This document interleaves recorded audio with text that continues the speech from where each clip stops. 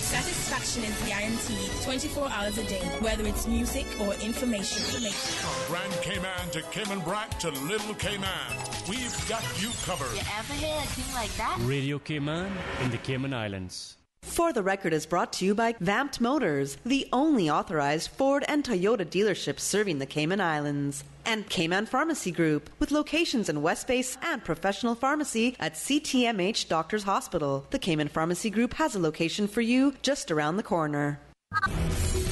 Coming to you live from Radio Cayman Studio. For the record. For the record. For the record. Hear from your government officials, independents, and the opposition on issues that matter to you. For the record. Engage in an open dialogue between residents and lawmakers. For the record. For the record. For the record. Informative, impartial, insightful. This is your talk show. 1-800-534-8255. Your calls, your input. This is For the Record. And now, your host, Orrett Connor. Good morning and welcome to For the Record. Today is Friday, the 18th day of January 2019, and I trust that everyone had an enjoyable evening. Those of you who were on the roads of the Cayman Islands this morning, first of all, I urge you to drive carefully, be courteous, obey all of the rules of the road, and if everyone follows those instructions, you may be bumper to bumper in traffic, but you will certainly be stress-free if you follow those instructions as well. I want to thank you, our listening and viewing audience, for allowing Radio Cayman and, by extension, For the Record into your homes, into your vehicles, as you traverse the busy roads of the Cayman Islands into your places of work, whether it be an office cubicle or if you're working in the outdoors.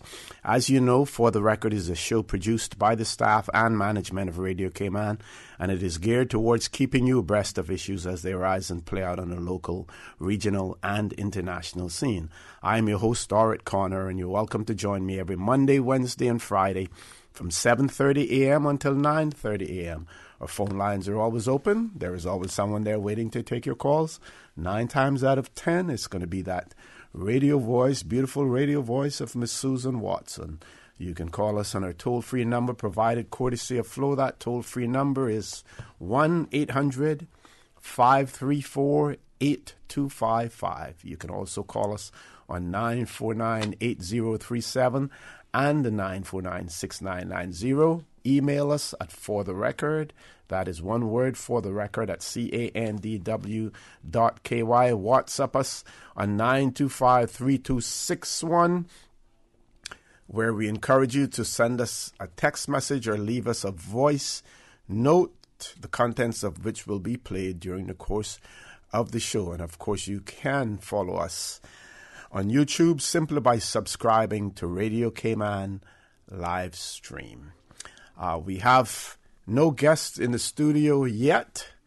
Not sure whether or not the official opposition is going to be here today. I believe that the Public Accounts Committee may still be meeting, but I think that normally takes place around about 10 o'clock in the morning, and normally the opposition is usually in here. And I'm going to say this publicly, I'm feeling a little bit disturbed about the opposition at this stage, and I'm not sure that the vibes that I'm feeling, not that anyone has said anything to me, but just based on my observation and my experience over the 4 years that I have been here on For the Record, it is unlike the opposition to be in such disarray when it comes to appearing on For the Record. It is very unusual for them to be that way. At one point in time, they were the staples of on For the Record. You could always rely on them. They were guaranteed to be here. Now, whether or not they're busy, whether or not they haven't gotten their 2019 schedule or even the month of January schedule resolved yet, But little disappointed in the in their attendance at this stage. They're not as prompt as they used to be. But of course, if they're unable to come in the studio, we certainly welcome. Give them the opportunity to call in as well, and we'll try to give them a little bit more airtime whenever they call in as well. But be that as it may, the official opposition is communicating with the public in other ways, and they have issued a press release just yesterday, I believe it was. Could have been a day before. Yeah, yesterday. Day before, yes, and it says it's entitled MLA Calls for a Study of Root Causes of Declining Social Conditions. And I will read directly from the release coming from the official opposition, and it says, with the Chief Justice highlighting the pressing need for more courtrooms at the opening of the 2019 session of the Grand Court this week, that is Wednesday, January the 16th, 2019, MLA Alva Suku again raised the alarm that the social conditions of Caymanians are declining and has called on government to address underlying causes with urgency. Mr. Suku issued this call to action against the backdrop of the social mobility motion recently debated in the legislature and which failed to gain the support of the government. The MLA's social mobility motion has asked the government to commission a study on the root causes of the barriers to Caymanians moving from one socio-economic strata to the next. This would include, he said, including the root causes of increasing criminality. In his address, Chief Justice Anthony Smeller stated, and I quote, he's quoted, "And so I leave this subject this year on the cautionary note that while we will soon have another courtroom for the conduct of criminal trials, we already urgently need at least 3 more to ensure that the summary courts as well as the Grand Court can continue to dispense justice in these cases in a timely manner." There is more to this article, and I'm trying to get to it.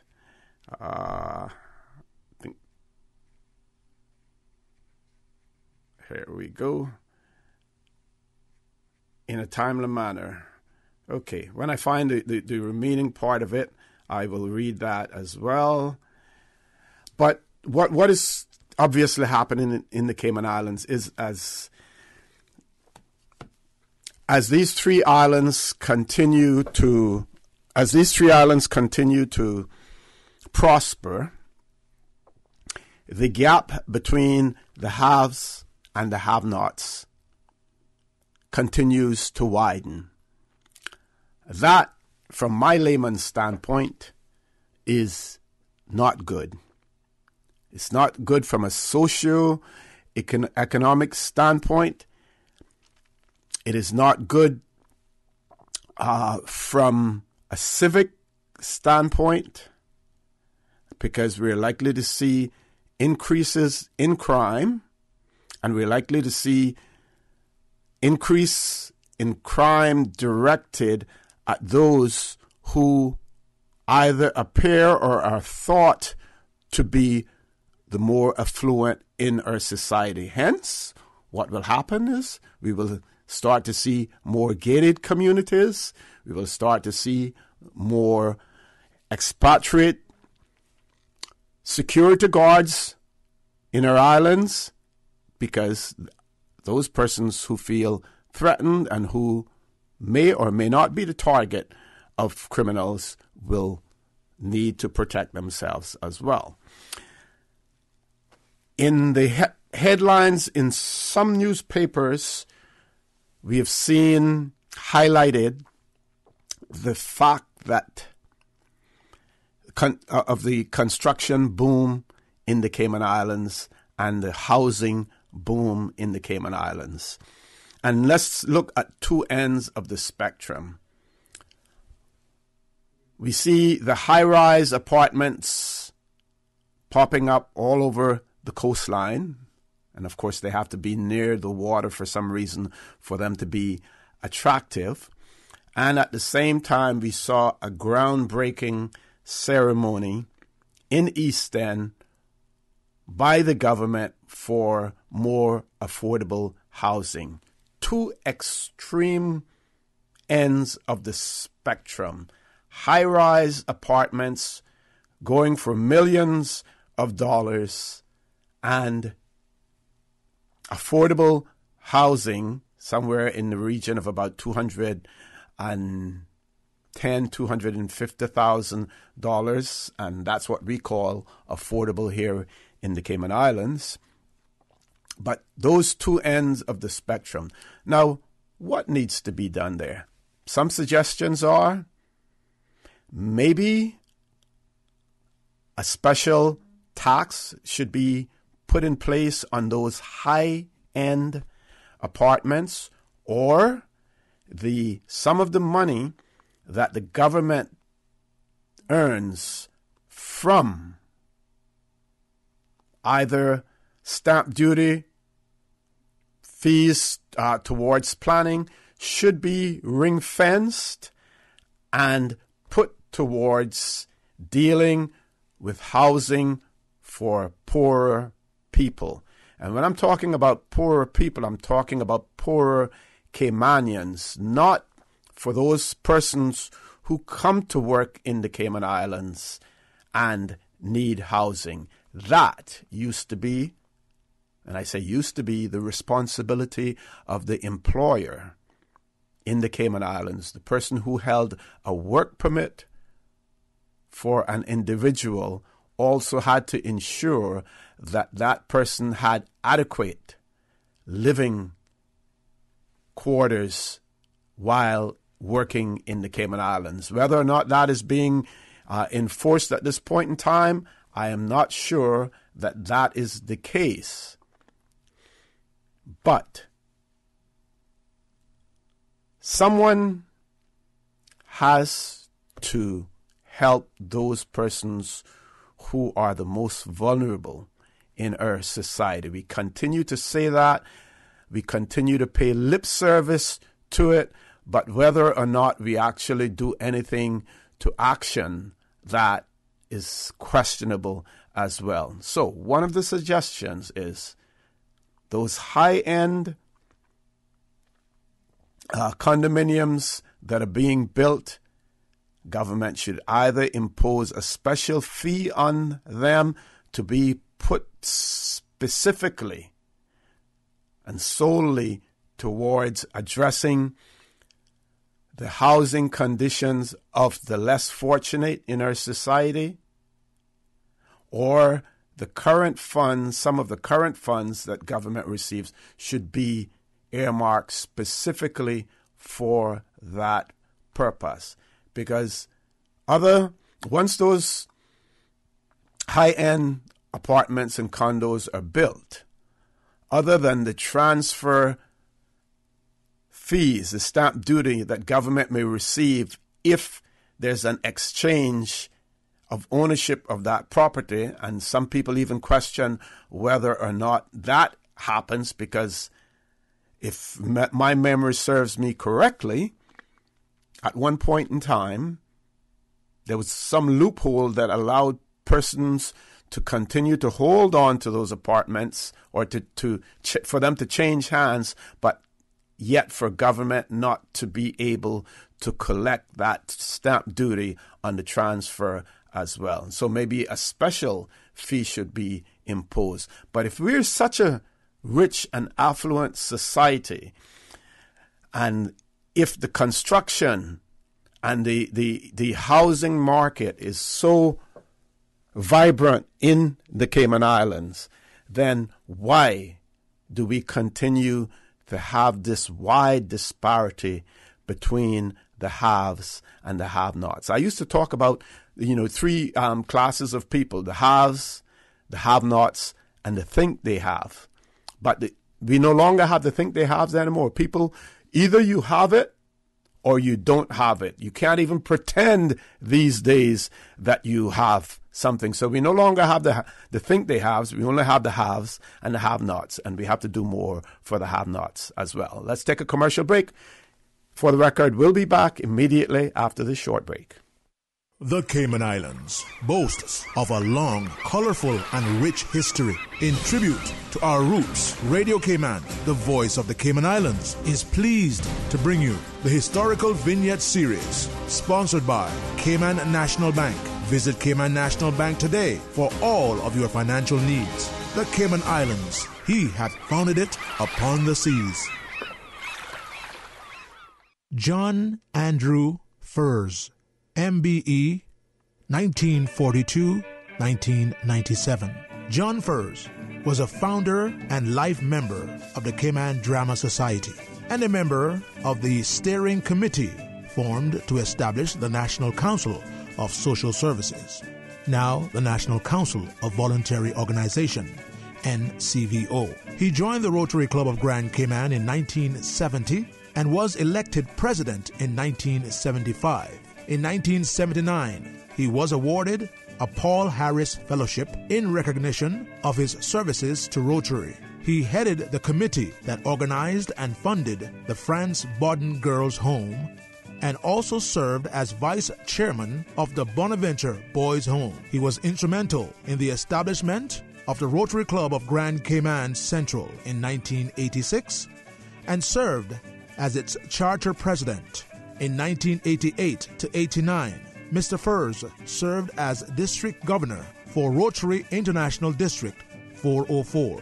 He was an active freeman, joining Cayman Lodge in 1982 and serving as Master of Lodge in 1990. He was awarded an MBE in 1988 at Buckingham Palace in recognition of his community service work. He and his wife, the former Ingrid M. Rosen, had 3 sons, Philip, Paul, and David. Radio Cayman's Historical Facts Vignettes are proudly brought to you by Cayman National, with branches on all 3 Cayman Islands. Visit Cayman National Bank today for all of your financial needs. 540 months. 16,425 days. 394,200 hours. 45 years. That's how long we've been committed to serving you, and we won't stop there. Over the years, we have proudly grown with Cayman, making a difference in the community. That's why we're here, to stand by you. We are Cayman National. And we thank you for standing by us for 45 years and counting. It's 2019, and you know what they say, new year, new me. Yeah, Bobo. For me, it's new year, new car. For real? What you thinking of buying? The new RAV4 from Vampt Motors. It's one of the safest compact SUVs out there with enough room inside, which is good for my family and convincing my wife we need this. Plus, it's fuel efficient, fun to drive, and on top of that, it's on sale too. Yeah, and I hear it's one of the best-selling SUVs on the market. Cause you don't gotta spend more to do more. That's why I'm gonna get mine now, while they have a new stock to select from. Do more in your RAV4. Save thousands on the all-new 2019 RAV4. Test drive yours today and see why the RAV4 is a best-selling SUV in Cayman. Available only at Vampt Motors, Walkers Road. It is amazing to see my daughter grow up and make a difference in the world, but it is also completely terrifying to worry about her when she goes out with her friends. It is my job as a father to make sure she makes smart decisions and is safe as a young woman. So, when my daughter needs quality care, I take her to CTMH Doctors Hospital Pharmacy. CTMH Doctors Hospital Pharmacy understands the importance of the careful decisions you make every day for your family. Our staff work towards healthcare excellence and providing the most current and up-to-date training with pharmaceutical care, so you can feel confident in knowing that your family is safe with the right medication. At CTMH Doctors Hospital Pharmacy, we take care of your health. For years, we have been promised prosperity on the heels of rapid development. However, last year, over 2,000 Caymanian families required the services of the Needs Assessment Unit. Now, we are faced with the largest capital project in our history. At the risk of destroying what attracts people to our shores. The government's Destination Performance Report states that annually 1.8 million cruise visitors contributed $154 million in revenue, whereas 450,000 stayover visitors contribute $497 million. $497 million. It is time for a national development plan. It is time for a national development plan. And better decision making. That takes into account our human, financial, and ecological resources. Where we will no longer be driven like a boat without a rudder. We don't need handouts from cruise lines. Get your answers. Sign the petition. Sign the petition. Support the referendum. Support the referendum. Support the referendum. And let's build our future together. Together. Together. System 1 loaded. 1-800-534-8255. What is on your mind when it comes to the government, independence, and the opposition? Issues that matter to you. 1-800-534-8255. Waiting to hear from you. For the Record, with your host, Orrett Connor. Good morning and welcome back to For the Record. No guests in the studio this morning. Opposition nowhere to be seen. We have one caller. Let's go to the phone lines. Caller, good morning. Welcome to For the Record. Morning. I like how you worded that. It's like pulling tooth, you know. You better be careful if you live waiting out that door. What a mess. How are you this morning? I good. I live in Caymanian. I'm good. Okay. But things is not... I am good, but things not the way it should be. Yep. That way. OC, a lot of things you was saying there a while ago, it is so true. But what I called for this morning to say that, OC, we've been having this garbage problem for some time now. And I greatly appreciate, I am complaining this morning, Cayman. I greatly appreciate our garbage being picked up. That OC, when you have a garbage truck come into your neighborhood at 226 on a Sunday, and this morning, 226 on a Thursday and a Friday morning. Something needs to be done because we should not have to have our rest disturbed and our peace disturbed for the lack of this environmental health. Can't get the act together. We, the people, should not have to pay the price by being disturbed on a Sunday morning with a garbage truck, and during the week, 2:26 to be exact, or 3 o'clock in the morning during the week. They used to come on here 5:30, 6 o'clock. Majority of people is getting ready to go to work, including myself. So I am here completing this morning in asking environmental help to get the act together. We got kids on this island who has to go to school. They're out there catching bus early mornings. Who wants to be wakened by a garbage truck 2 o'clock in the morning in the Cayman Islands? And see, who are we billing Cayman for? Because it's for the very few of the Caymanians. And I want to say this morning to the few Caymanians we have left here, you all need to open your mouth and stop being quiet, because this island is slipping through the palm of our hands by the second, and nobody is speaking up for the country.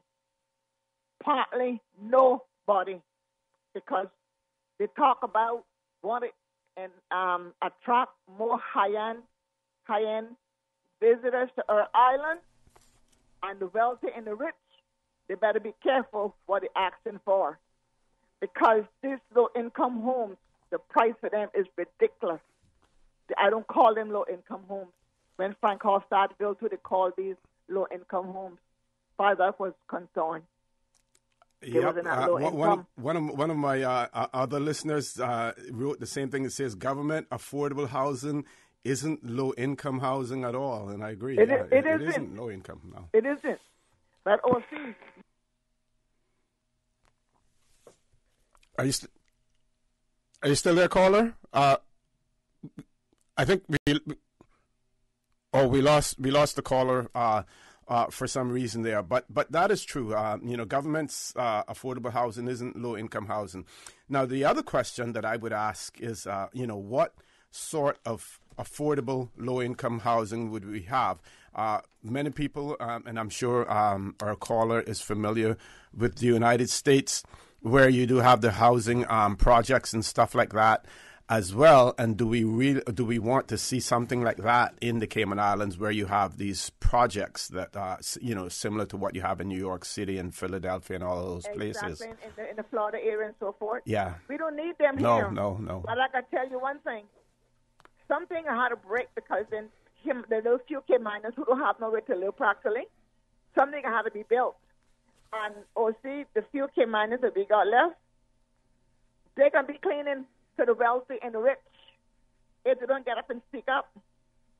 And see, in regards to the vehicles on the road and the garbage truck making all this noise in the morning, we got vehicles on the road with no mufflers and so forth. Mm-hmm. Right now, the bump like there's no tomorrow.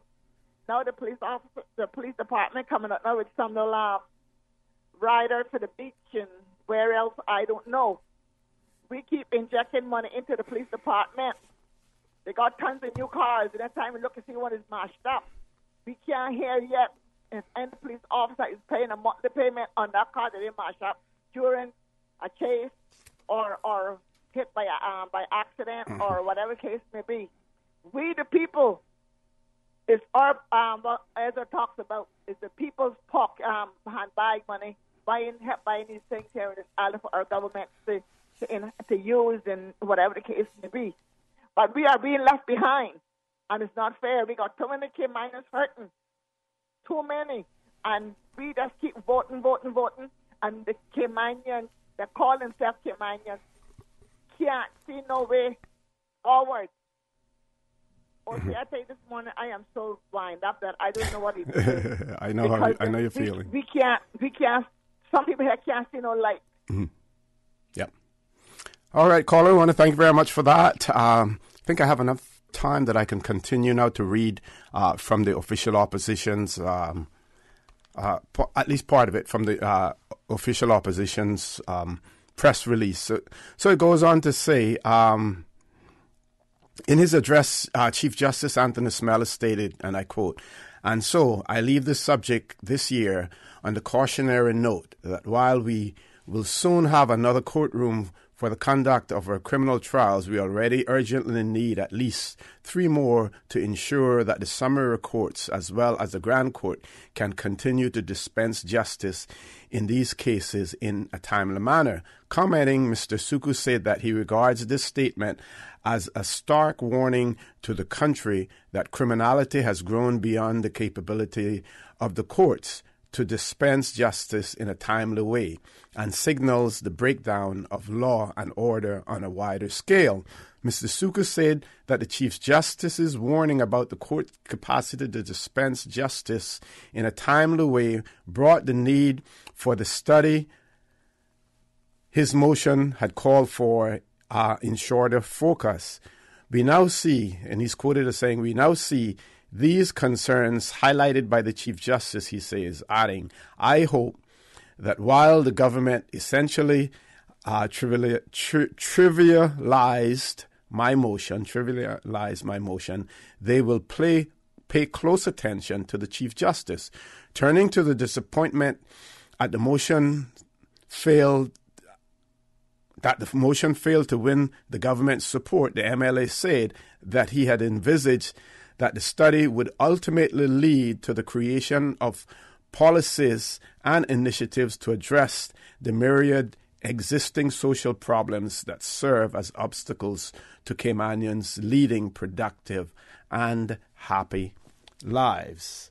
I have 1 minute left. Mr. Suku says that he believes that these obstacles continue to impede progress of many Caymanians despite the many development projects in progress, and that promise so-called trickle-down benefits to everyone.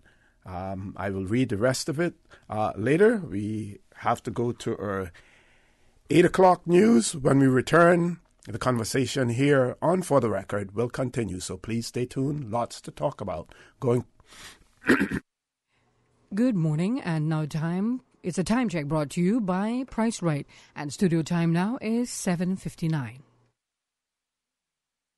Price Right is Grand Cayman's warehouse shopping superstore, making your dollar go further with huge savings and no membership fees. Get more of the things you use every day at the right price. But it's not just grocery and health and beauty. Price Right has a full range of products from office to automotive, patio furnishings to kitchen appliances, and even electronics. And since warehouse prices mean savings for you, everything is priced right at Price Right, Grand Cayman's warehouse shopping superstore. The voice of the Cayman Islands. 89.9 FM in Grand Cayman and 93.9 FM in Cayman Brac and Little Cayman. Silver wings shining in the sunlight. Radio Cayman. Access to information. Your community. News and information. Radio Cayman is your choice, your voice for today's biggest news. Radio Cayman.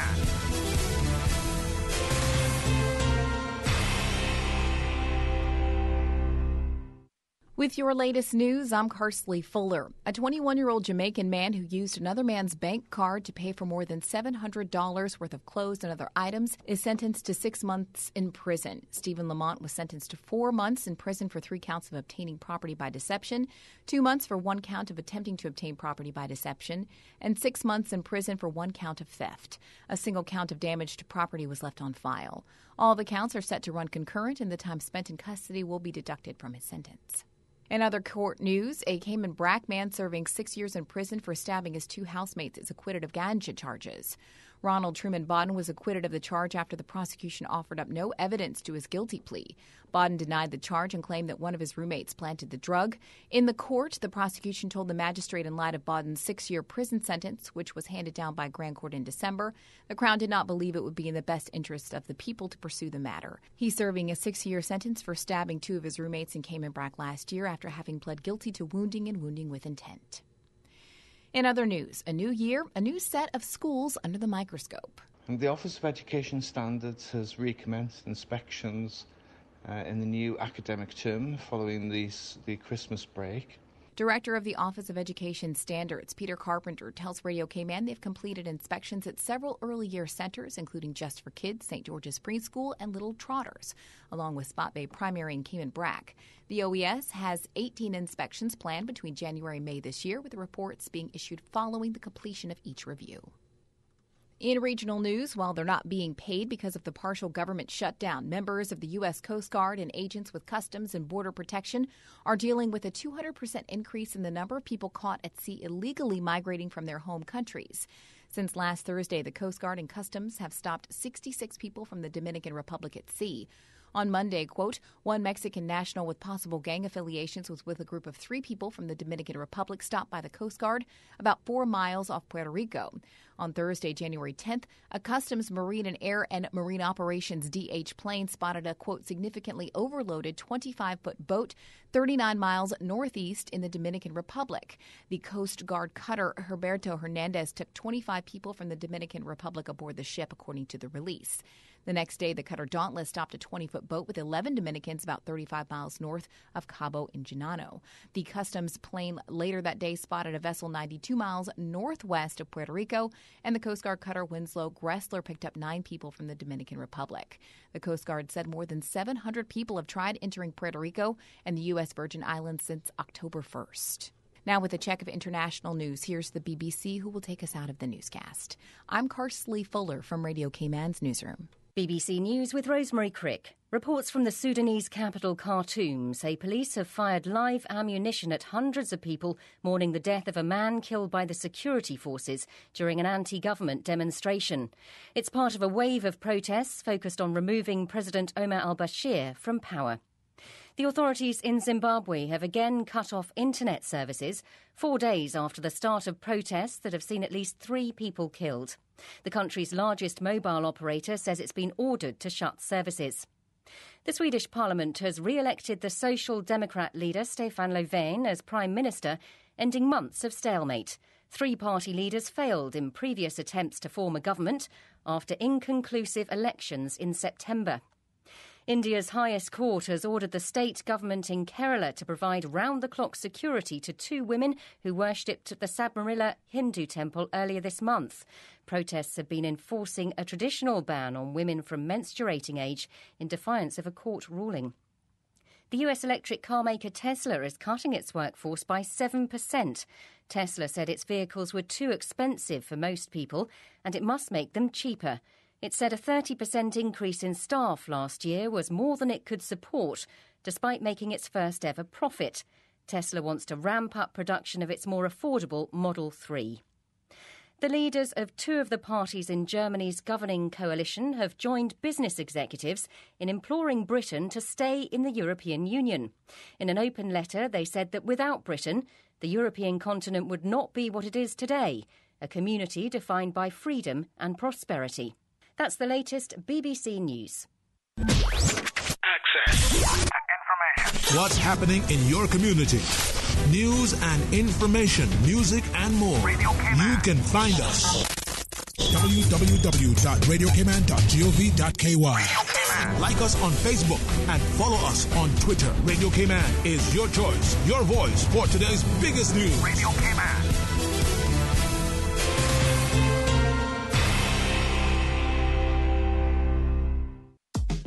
From happy beginnings to happy ever after. BritK protects your lifestyle with the best insurance cover at the best possible price. Health insurance with far-reaching benefits. 95% of claims settled in 5 days. Low-cost life insurance. And investments. Security in retirement. With a custodian pension plan. For happy beginnings and a happy ever after. Visit BritK.ky or call 949-8699. BritK, where people come first. Barry's Golden Jerk, the Cayman Brac sensation, ranked the #1 restaurant in Cayman Brac by TripAdvisor and home of the authentic jerk. Barry's Golden Jerk, serving large portions of the best jerk chicken and pork. Open Wednesday, Friday, and Saturday near the airport, or call 917-6713. Barry's Golden Jerk. It's simply better. In financial news, global stocks rose today after investors saw signs of possible progress towards a resolution of the U.S.-Chinese tariff war. Shares in China posted solid gains. Keeping score in early trading, London's FTSE 100 gained 0.7% to 6,882, and Germany's DAX advanced 0.3% to 10,931. France's CAC 40 shed 0.3% to 4,839. On Thursday, the FTSE 100 slid 0.4%, the CAC 40 lost 0.3%, and the DAX retreated 0.1%. On Wall Street, the future for the Dow Jones Industrial Average rose 0.3%, and that for the Standard & Poor's 500 Index was up 0.2%. Looking at Shanghai Composite Index advanced 1.4% to 2,596, and Hong Kong's Hang Seng gained 1.2% to 27,082. Tokyo's Nikkei 225 rose 1.3% to 20,666, and Seoul's Kospi added 0.8% to 2,124. In energy, benchmark U.S. crude gained 43 cents to $52.50 per barrel in electronic trading on the New York Mercantile Exchange. The contract fell 24 cents on Thursday to close at $52.07. Brent crude used to price international oils added 45 cents to $61.63 per barrel in London.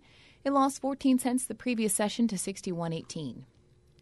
And in currency, the dollar advanced to 109.48 yen from Thursday's 109.24 yen. The euro gained to 1.1391 from 1.1388. At Kirk's Home Center, we can make your life much better.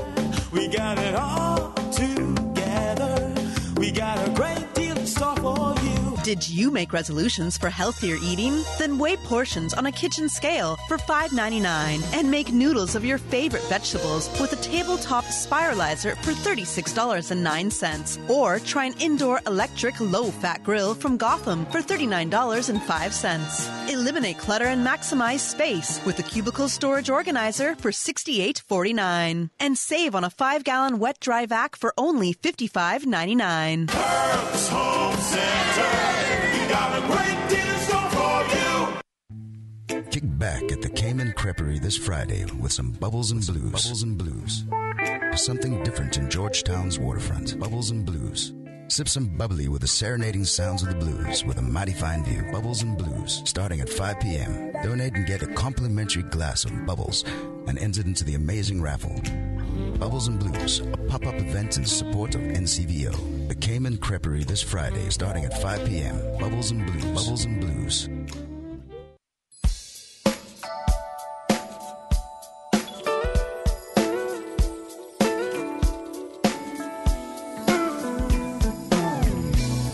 Pleasant good morning. Time now for the latest weather report.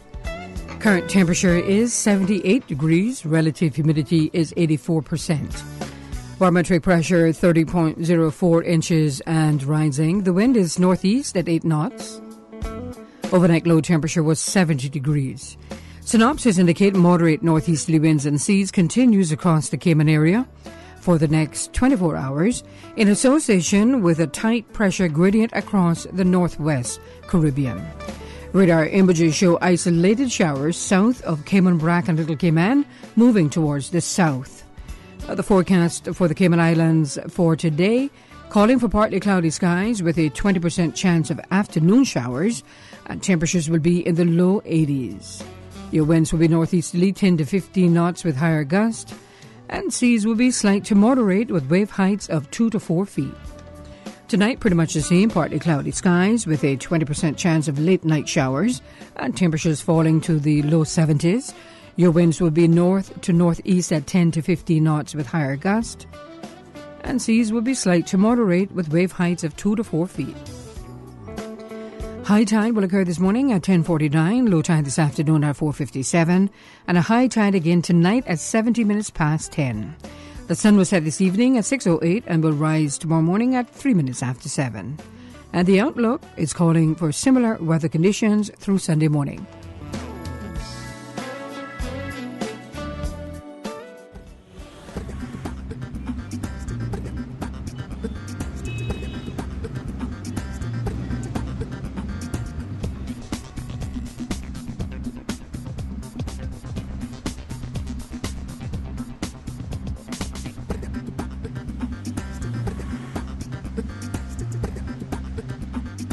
Good morning once again, and let's take a look what's happening traffic-wise.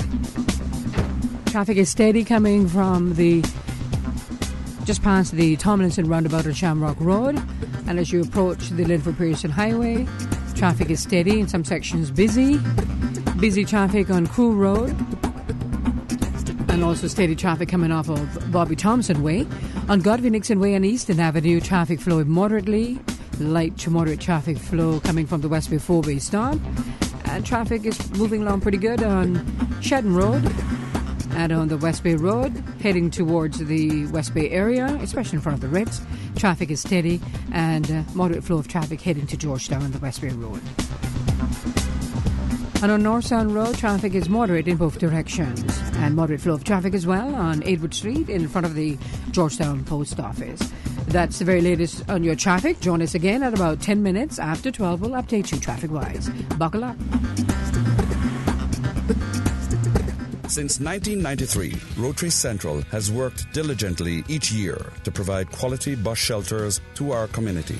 A traveling convenience to our school children, the elderly, young people going to work, guest workers, and visitors using the public bus. We, Rotary Central, help you, our advertisers, make it happen. Your marketing dollar travels a far way. Positioning your message, your product, your services, your presence in over 83 bus shelters. Every dollar you spend, every advert you place helps to build another bus shelter, providing modest comfort for Cayman travelers. Reserve space now on the only billboard medium in the Cayman Islands. Email rotaryshelters@gmail.com. rotaryshelters@gmail.com. The Bus Shelters, a partner in community convenience. Another inspiration program by Rotary Central Cayman Islands. Cayman Keswick 2019 will continue every evening at 7 o'clock until Friday, January 18th at the Cayman Islands Baptist Church in Savannah. The speaker this year is Stephen Jennings from Kingston, Jamaica. Lunchtime sessions are at the Family Life Center on Walkers Road each day from 12 until 12:50 p.m. You can join Radio Cayman each evening at 7 p.m. for a live broadcast from Cayman Keswick 2019. For more information, please visit www.caymankeswick.com. That's Cayman, KESWICK.com. Cayman's top Special Olympian Andrew Smiley was selected for the NBA Cares Unified Game next month. The elite athlete is among 12 players selected by Special Olympics to compete in the 8th annual NBA Cares Special Olympics Unified Sports Game on Friday, February 15th in Charlotte, North Carolina as part of NBA All-Star 2019. SOCI basketball coach Fareed Hussein says Smiley is thrilled to be one of the athletes selected for the Unified Game. He's very excited. He's really looking forward to this. He does understand that this is a bit of a once-in-a-lifetime opportunity, really.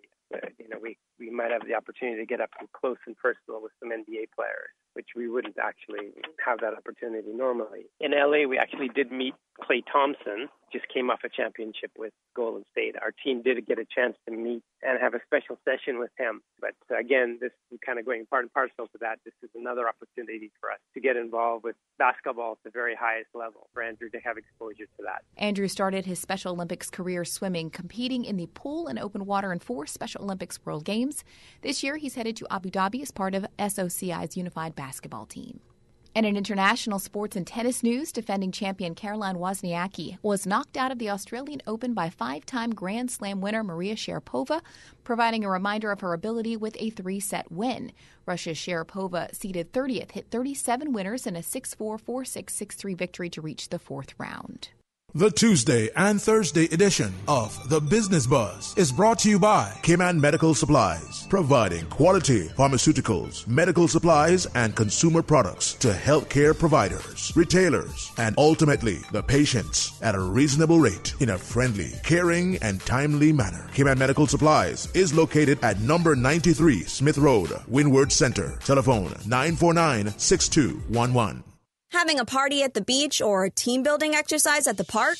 Reserving your cabana is easy with the Public Works Department online booking system. Create your account and use the online calendar to pick your desired date and facility. You can even pick the cabana you want to use. Look for your confirmation email, print it off, and bring it with you as proof of reservation. Enjoying our natural environment has never been so easy. Visit www.eservices.gov.ky to book your cabana today. Initiating system. For information that matters. For the record, with Orrett Connor, continues right now on Radio Cayman. Good morning and welcome back to For the Record. No guest in the studio with me this morning, but we have lots to talk about. Several things. I'm going to talk about another jurisdiction, and when I read from that article, you would swear that they were talking about the Cayman Islands as well, or that we were talking about the Cayman Islands. But I want to continue with the official opposition's press release that was sent out in relation to the call for a study on the root causes of declining social conditions in the Cayman Islands by the opposition. So it goes on to Mr. Suku says that he believes that these obstacles continue to impede progress of many Caymanians despite many development projects in progress, and that promise so-called trickle-down benefits to everyone. And he's quoted as saying, far too many people are not earning enough to sustain themselves and their families. Many are not sufficiently educated and trained to be able to secure adequate wages, and far too many are turning to criminality. As a result of these declining social conditions, the MLA says pressures are being felt in the court system, in the way we do business, in family life, and in the school system. We see it every day. More and more people are showing up in the court system. Serious crimes have become commonplace. Cheap labor has become a requirement for doing business, and our children are leaving the school system unprepared to fend for themselves. To rectify these declining social conditions, Mr. Suku said a new approach was called for. And he's quoted as saying, "What is needed is a radical shift in thinking and in our approach. We can no longer simply react to ad hoc fashion to every problem that is thrown at us, as that would inevitably result in more courtrooms, a bigger prison, and a society where law and order is reduced to where we no longer feel safe and secure." And I spoke about that earlier in my opening remarks.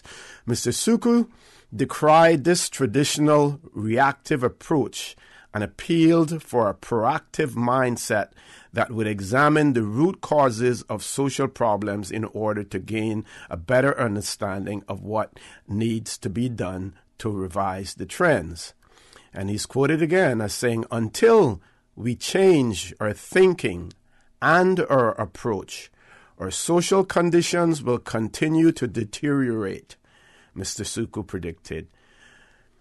Tracing the increasing demands for facilities in the courts, we went from needing a new courthouse and securing a new building to needing 3 additional courtrooms, not even a year into the new building's acquisition.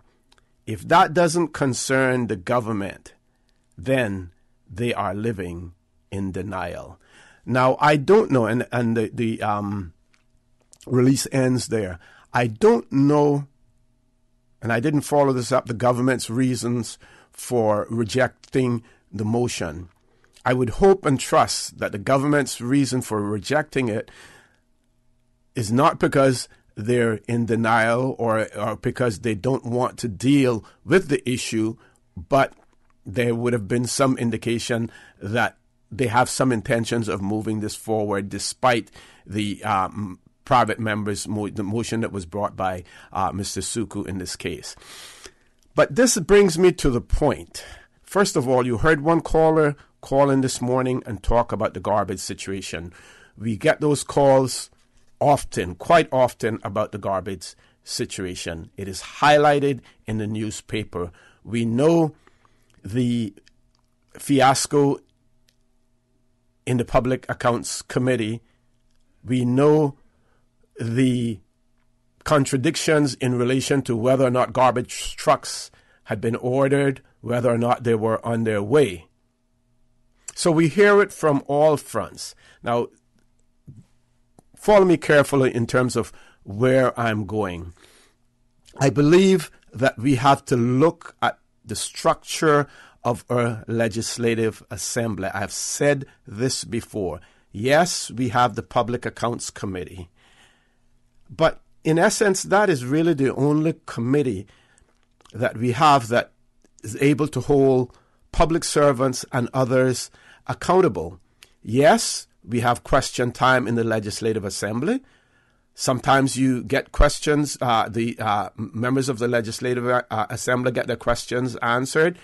Sometimes there's a promise for the answers to be provided in writing, and many times we don't hear any more about it. Whether or not those MLAs actually get it in writing and what they do in terms of a follow-up, we don't know about that as well. But our Constitution allows for the establishment of committees in our Legislative Assembly. And why is it that members of the Legislative Assembly, especially those in opposition, are unable to get some of these committees created so that you can have public hearings on these matters? Things like this study that was being proposed. Things like what's happening with our garbage, because right now it is all being played out on radio talk shows and nowhere else. Why can't we empower our legislature, members of our legislative assembly, to be able to have the forum where they can ask the relevant questions, but more importantly, hold people's feet to the fire and hold them accountable for what they are responsible for providing in terms of services to the public. So, we know the Honorable Speaker of the Legislative Assembly is looking into revamping the Legislative Assembly, and I would encourage and I would urge, let's look at the creation of more committees so that rather than having talk show committees, we can have a committee in the Legislative Assembly that will deal directly with some of these issues. We know that it can be done in the mid-1990s, 1997 to be specific.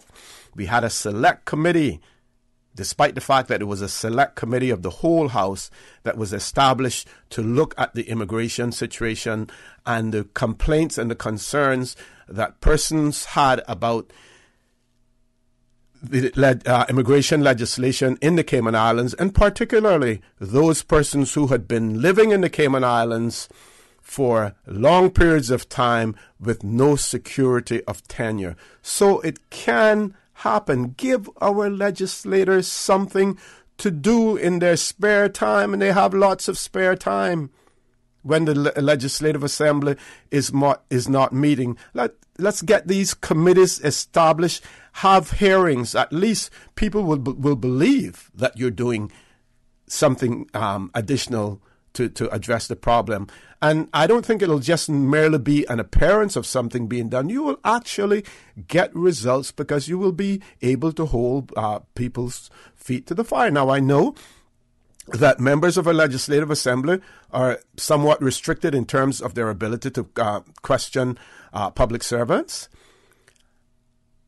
So they have to do it through the minister, and then the minister will tell you, well, I only have certain amount of control over the persons who work in my ministry as well. They will tell you that also. But at the end of the day, policy, the making of policy, you can go face-to-face with your colleagues, members of the Legislative Assembly, if they're on the government side, and you hold them accountable. And that is why we have election every 4 years, so that you can then get on your platforms and say what you have asked the government to do, what the government hasn't done, and you then can do it. Don't let the next election in the Cayman Islands be about the expansion of the airport and how much it cost, or the cruise berthing facilities. Let the elections in the next 4 years deal and address the issues, the human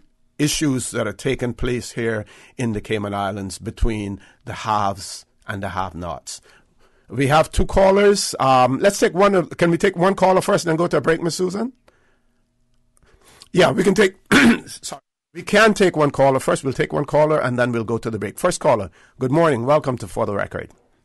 Good morning, Lucy. How are you today? Good morning. I'm fine. And yourself? Good, man. It was a good subject you're on this morning. But briefly, because I know you've short of time there, but I remember, or you remember when this new group got in, that we were going to have in each district, we were going to have these community committees, or whatever they call them. Advisory district committees, yes, that they were going to be established, yes. Mm-hmm. Yeah. And I've been looking forward to something happening in West Bay. Now, I can only speak for West Bay. And I know that the Speaker of the House, he is busy with that, so he doesn't have, time to do all these things. But the other three that are down here, two are here most of the time, and one is traveling right now. But I mean, the thing is that, well, see, we went through a thing about that. We had a thing called the West Bay Action Committee. That was scrapped because they were going to form this, district committee and stuff like that. Now it's been 2018 is gone. Nothing has happened. And I'm still waiting to see when they're going to call together the people of West Bay. Because I don't think we should have a district committee for each little community that there, the little district for voting. It should be an overall thing for the whole district. You know what I'm saying? Yeah. But nobody has gotten, none of them has gotten, three of the three has gotten together and start to do something. And when I look at West Bay, I see the garbage all over the place. They got a spot in my head, Wishfield, we'll see that they dump cars there, and I see them one night there. I drive by them and I see them, and the next, then they start taking off the tires and the wheels and the parts and stuff, and then they leave it there for, I guess, the garbage to pick up. But I don't hear anything from the people in the assembly or the guys that are the representative. Yeah, well, Carla, one of the things that you mentioned there, you say that you don't think that you should have advisory district council in every constituency. But what you can do is you can have an overall advisory district council for the West Bay district, the physical district, and ensure that there is representation from each of those constituencies on that advisory list, that on that advisory board. That would be the thing to do. That's what I'm talking about. Yeah. That's what Okay. I'm saying. Okay. I'm going to ask you to leave us there. Though we have to take a commercial break. We have one more caller. Ask that caller hang in there. Quick commercial break. When we return, we will take your call. My dad is the best. He was always there to protect me and guide me to be a better person. He helped shape me into the woman that I am today. But I was never prepared for the day that I had to protect and take care of him. It was terrifying and a total role reversal. But I will always be there for him like he was for me. When it comes to his medical care, I go where he always did, West Bay Pharmacy. We know the difficulty of caring for elder family members. At West Bay Pharmacy, we can help assist you with caring for your loved ones by providing quality medicine and some of the most efficient home healthcare items possible. We provide precise calculations with your prescriptions to ensure your medical safety. West Bay Pharmacy, taking care of your health. Come along with me so that you will see the best company for your road safety. You'll get the theory, you'll get the road from the best driving school that you can afford. Hi, I'm Berman Scott from the Real Thing Driving School. You can find us on Facebook. Call me on 925-5094 or call 922-6223. You'll get the real thing. Yes, it's the real thing. You'll get the real thing. The Real Thing Driving School. Consultation, orientation. Come get your lesson. The Real Thing Driving School. It's the CMEA's 11th Annual Music Festival Weekend, coming January 25th to 28th, Heroes Day Weekend. 5 events over 4 days. Friday the 25th, catch the DJ Showcase. K-Man Cabana. Soul Karama. Carib Cafe. Reggae Revolution. Silverside's Dance Party. Saturday the 26th, see the Young Musicians Showcase at 1 p.m. at the Hockwell Theater, followed by the Hero Salute at 7 p.m. at the Havana Club. Sunday the 27th, don't miss the Music Awards ceremony at the Hockwell Theater. And on Monday, Heroes Day, the live music showcase will merge with the Heroes Day ceremony in Georgetown for an evening of live local music. For more detailed information or tickets for the 11th Annual Music Festival, call 928-7665 or visit the Cayman Music and Entertainment Association on Facebook. Music Festival Weekend, 4 days, 5 events. Don't miss the celebration of Cayman's top musical talent.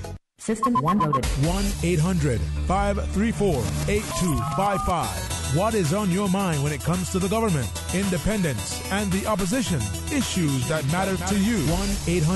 1-800-534-8255. Waiting to hear from you. For the Record, with your host, Orrett Connor. Good morning and welcome back to For the Record. No guests in the studio, but we do have callers on the line, so we're going to our next caller. Caller, good morning. Welcome to For the Record. Good morning, Mr. For the Record. Good morning, Doc. How are you? Pretty good. How are you? I'm fine, thanks.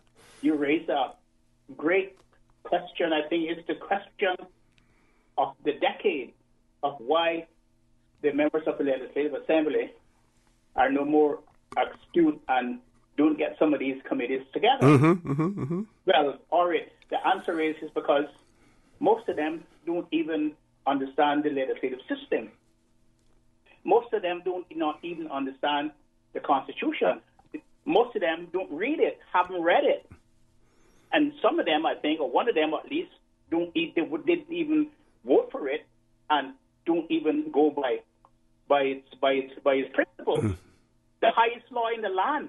Can you imagine that you are a legislator and you do not obey the highest law in the land, the institution, the Constitution that gives you legitimacy, that makes your position legitimate, and you don't abide by that? That is complete anarchy. And that is the reasons why you do not have a modern legislature like other jurisdictions. You know, Orrett, once you can, they talk about time and moving forward. Ormond Panton, Truman Borden, Benson Ebanks, and Norman Borden, all of them knew the Constitution. They know how it works. They know how to work it. They knew the legislative process, and they knew the history and evolution of politics. Most of these guys in the legislature don't know to read. I remember on your show, I spoke to one of the ministers there, and he did not even know the contents of Section 16 and what it meant and what the government can do to alleviate some of the problems that they have in their country. He did not even read Section 16. He didn't know it was in the Constitution. So how they get elected? Personalities. People like them, and they smile, and they can give away free, and they can give away stoves, and they can give away $25 and $50, and they like them, and they think that is how the country is run. That is not how the country is run. Let me remind you, Orrett, for instance, the Standard and Public Life Law and the district councils that your last caller just spoke about. I disagree with him that it should be one district council and the four political district electoral districts in West Bay, because the Constitution does not provide for that. The Constitution says there shall be advisory district councils in every electoral district. In each, yes. You see? And so what these people do not understand, and what your listeners do not understand, and the people who see you on TV does not understand, that the Standard and Public Life Law and the District Council's law and all of those laws are constitutional mechanisms to prevent the abuse of executive and political power. That's why they are in the Constitution. Yes. And our people, unfortunately, they do not understand the Constitution either, because nobody has read it to them or got them together in a school or under the tree, like your mother did with the slate and pencil and chalk and pencil, and taught us the rudiments of reading, writing, and arithmetic. They haven't gotten their people together to go through these documents with them and explain to them, because it doesn't suit them to do that. It doesn't suit them to do that. Because then people would be wise and would see through them. And that's the reason why the country is in such a constitutional, economic, political mess, is because people vote for the wrong people, and the people who have the knowledge and the experience and the acumen to stand up and to implement the Constitution. For instance, can you imagine the Auditor General, who is the creature of the Constitution? Yes, has to call on the government to obey the law? Can you imagine that? The Auditor General has to do that in her report to the whole world. And no legislators are comfortable with that. I have not heard one of them, not one of them, got up and say publicly that the government is wrong, and I don't see them petitioning and getting referendum to do that, which is more important than a dock and more important than the overrunning an airport, because it deals with the whole foundation of civilization, the whole foundation of the political system, the Constitution. And that is why I'm very upset with them, because they haven't read the Constitution. They don't want to know it if they haven't read it, because it suits all of them. Because all it is for them is a glorified job to make a salary. That's what it is: security and a salary and a pension at the end of 4 years. That's all it means to them. Yep. Doc, before I don't want to publicize your whereabouts this morning, but if you can stay on the line and just let Miss Susan know whether or not you're going to be at your office after 9:30, because I want to stop by. I have something I need to drop off for you. So if you could let Miss Susan know that on the air, because I don't want to just you to say whether or not you're going to be in your office at 9 o'clock or at 9:30. Thanks. Thank you very much, Doc. Next caller, good morning. Welcome to For the Record. Morning, O.C., and how are you? I'm fine. Good morning, and yourself? I'm okay. I'm blessed, or we are blessed. We are. I know I can't compete with Dr. McFeel, and he should have quadruplets or something like that. Be cloned, right? Yeah. Yeah. It's so interesting to listen to him at all times. And I want to get back to what your caller said, Miss Jan and Mr. Ackerman, about the garbage. West Bay, I was telling Dwayne Ebanks on the other show, because it's no other shows that no talk shows that I listen to except yours and Dwayne. Thank you. Anyway, Thank you. It's lots of information. And I'm happy that these shows are going on. I wish, though, that yours could go on a little longer. We're working on that. I know I keep saying it, but we're working on it. We're going to soon be going to 10 o'clock. Even come and keep you company. Anyway, back to reality now. On Powell Smith Drive in West Bay, OC, it's a garbage dump. It never used to be like that before. And during the cleanup, they couldn't have touched that at all. On Northwest Point Road, that we have 2 tourist attractions. We have 4 ministers down here. That's another garbage dump. There is a house that was burnt last year. Nothing has been done about that. It's garbage after garbage on the road itself, turning off to Northwest Point Road or Turtle Farm Road, whichever you want to call it.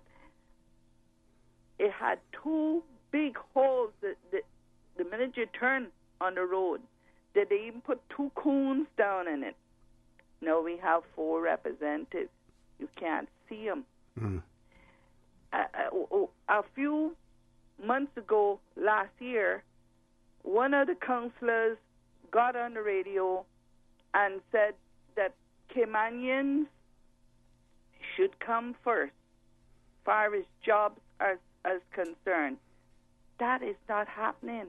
Caymanians do not come first, even in the jobs that they have now, much less the educated ones that can't get jobs. So I think he's just talking to hear himself talking. Now, I wish that the Department of Environment would get down to the environmental health. The inspectors for restaurants and which we have few of, would get down on some of these restaurants to build proper restrooms, to make proper sanitized restrooms. Mm-hmm. I also wish, and I'm hoping it is done before Cayman have a lawsuit they never seen like it before. I have helped people after people disable ramps. The drugstores don't have it. The fast foods don't have it. The mean restaurants on 7 Mile area don't have it. When are we going to get down to reality? Not a dock that we do not need. God showed us that a few weeks ago. Oh, we need the dock. We need the dock. It's just a question of where my point. I believe that we need 3 docks. We need to improve the one out on the waterfront. We need one Northwest Point and West Bay near to the Turtle Farm, and we need to get a proper berthing facility in the sports area. You would then have 3 locations, and highly unlikely that you're going to have bad weather in all 3 areas at the same time, unless that's a hurricane. And if it's a hurricane, we're all going to be sheltered. Spot dock. Mm-hmm. And think about the one in Georgetown, the environment alone that they will be destroying. I can't go on anymore because it just gets me aggravated to know that the people that we asked to represent us or put our ex to represent us are not listening to us. They're doing exactly what they want to do or what could bring them in more money. I'll leave it at that, and you have a good day, good show as usual, and good morning to Mr. Markfield. Thank you very much, caller. Thank you very much, caller, for that as well. And the leader of the opposition has pointed out that he wanted to correct what Dr. Steve Markfield something that he said, and points out that he has raised the standard in public life issue on in every media event and every opportunity that he has had, including last Friday's show when he was on here as well. So I must point that out as well. We have some comments about the garbage situation, and I want to read one WhatsApp message in that regard when we return from our commercial break. So please stay tuned. For the record, we'll be back shortly.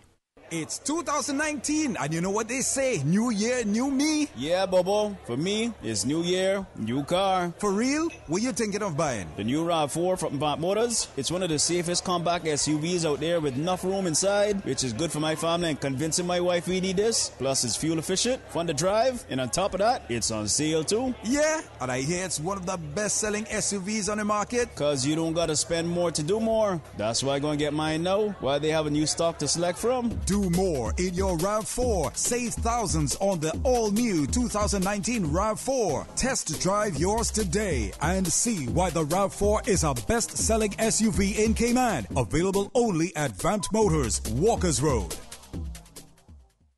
If your 2019 resolutions include clear and healthy skin, then ask the pharmacist at Healthcare Pharmacy in Grand Harbor about Proactive and X-Out skincare products. Get your best blemish-free skin ever with dermatologist-developed Proactive. X-Out is a revolutionary doctor-developed acne treatment designed just for teens. This one-step face cleanser works 3 ways to clear up acne. Ask the pharmacist at the Healthcare Pharmacy in Grand Harbor for advice on Proactive and X-Out. 2019 will be your year of clear and healthy skin. Healthcare Pharmacy, Grand Harbor.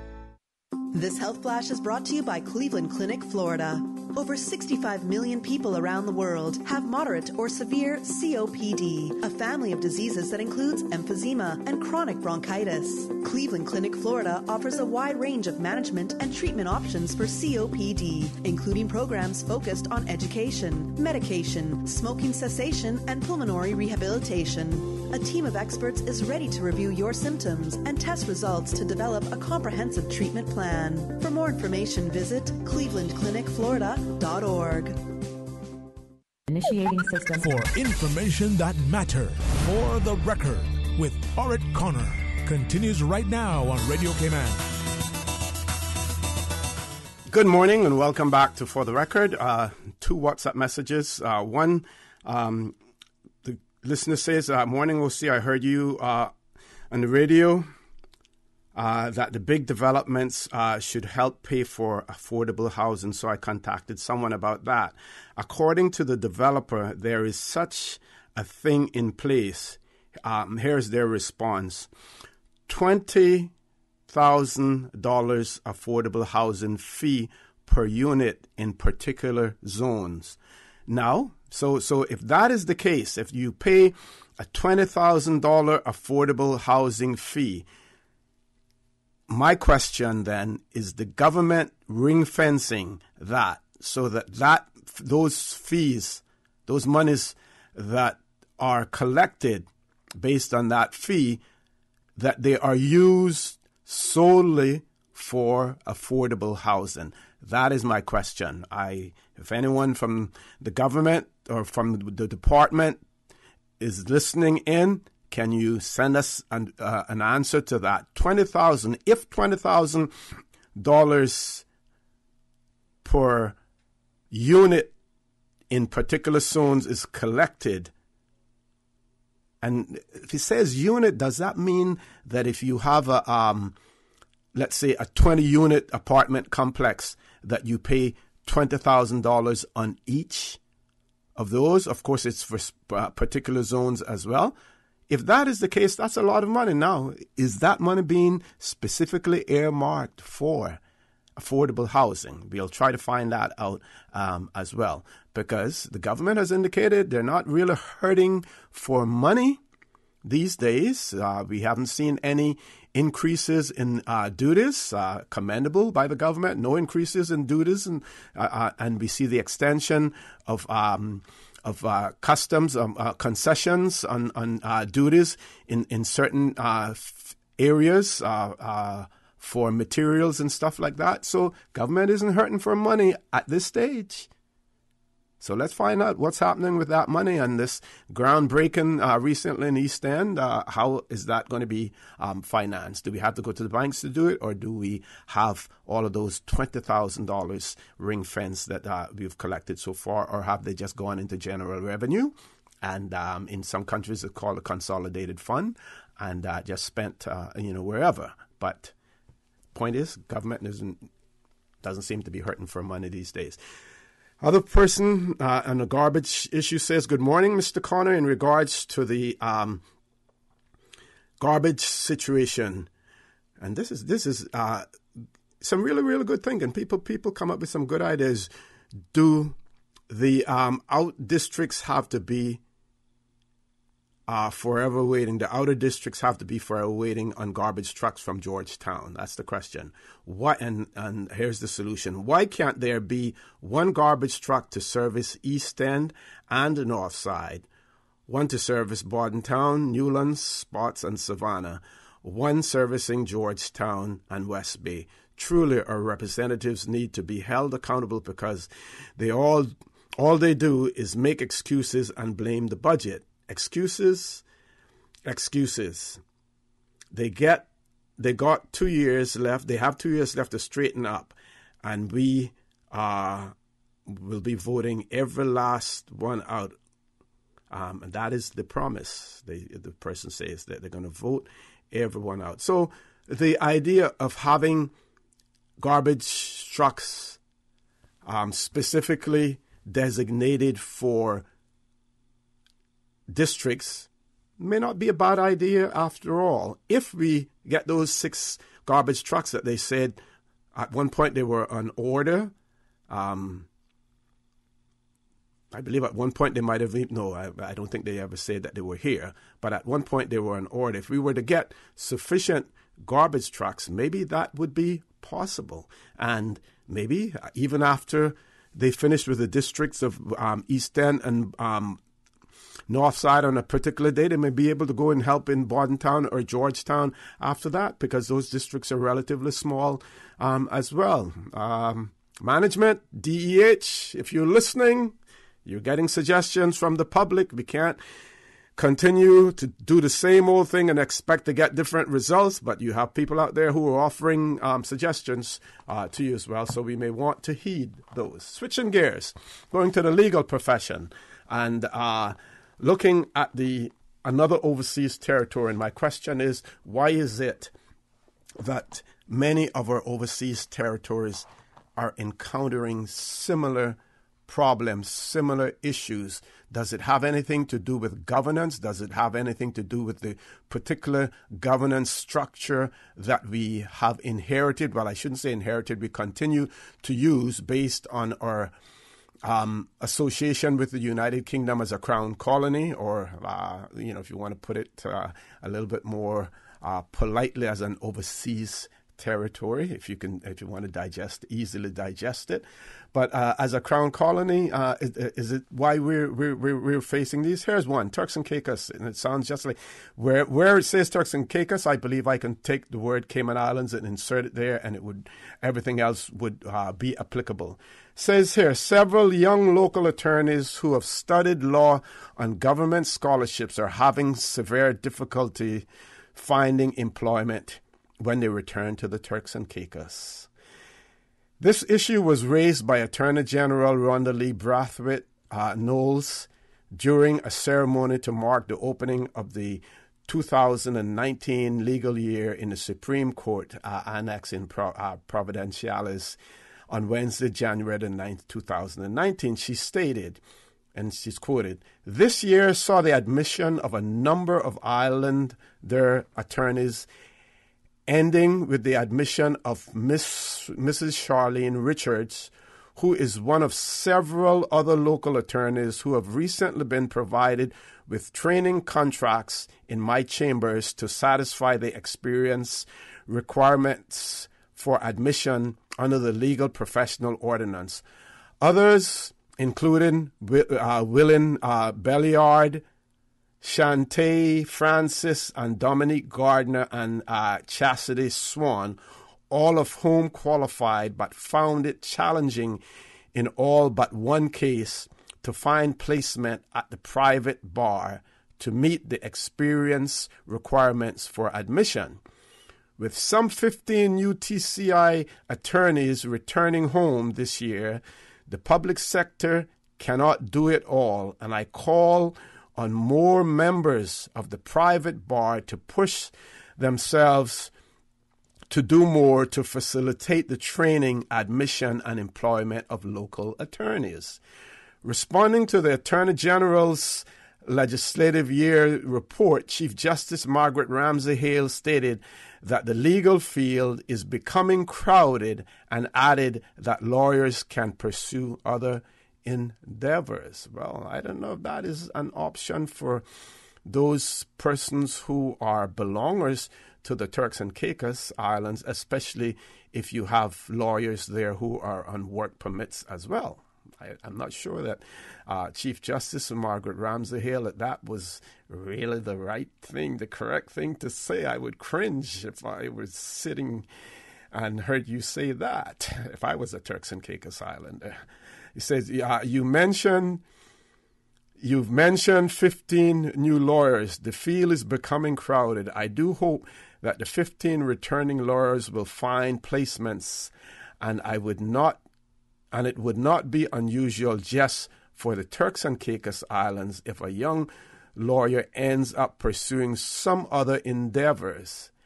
It has happened elsewhere, and it may happen here, but I do wish the new attorneys the best in finding a placement. I do join you in encouraging the law firms to make space, the Chief Justice said. So the Chief Justice didn't really... She had the platform in the Turks and Caicos Islands. She had the platform to advocate, strongly advocate, for Turks and Caicos Islanders, new Turks and Caicos Islanders attorneys. And she didn't do it. What she said? Well, if you can't find work in the legal profession, you may find it elsewhere, and others have done that as well. And the other excuse? Well, this is not really limited to the Turks and Caicos Islands. It happens elsewhere, and no person better to know that than her, because she was here in the Cayman Islands as well, and she saw it happen here. And it still continues to happen here in the Cayman Islands. So I could take Turks and Caicos Island, the name Turks and Caicos Island, from this whole article and insert the Cayman Islands, and it would be the same. Despite the fact that we do see in today's print newspaper one of the major law firms talking about all of the persons who have been through their firm, articles and everything else, and welcoming people. So there are some law firms in the Cayman Islands who have been extremely generous in their approach. Just want to caution people that when you talk about revolutions, in many, many countries, some countries, revolutions were started by the masses.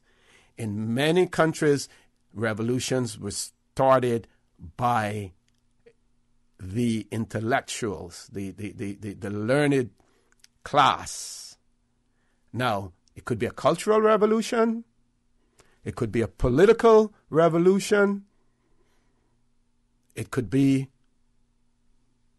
and it doesn't have to be a violent revolution, but we have the seeds of it. You have the seeds of it everywhere, and the people with the brains, the smart ones, they can start one too. Most times, the violent ones are started by the masses. So we have a choice. We can have no revolution at all by ensuring that everyone is able to participate equally in enjoying the fruits of this country. Let's take a commercial break. Headline news at 9 o'clock. When we return, we will continue to talk.